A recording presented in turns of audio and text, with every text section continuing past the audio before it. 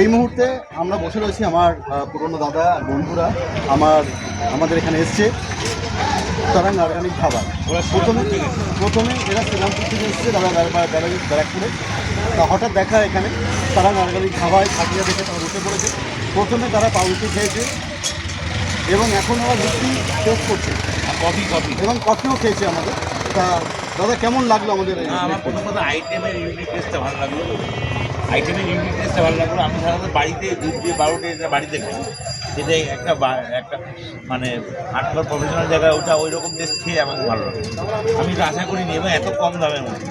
Thank you.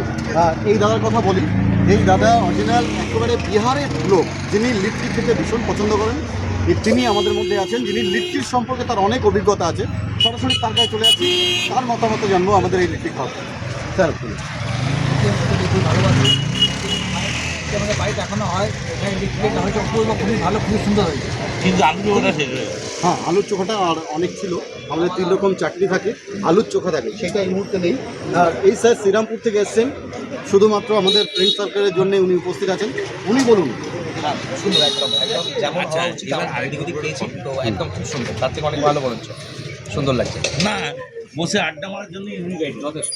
আর আমাদের আরেকটা branch আছে, সেটা হচ্ছে মোহনপুর গোসাইপাড়া।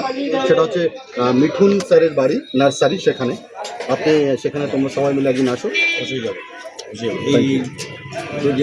এই কাস্টমারগুলো কি রিভিউ দিল ওদের সবাই আসো, ফটোফটো।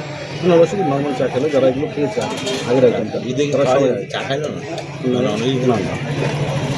Thank you.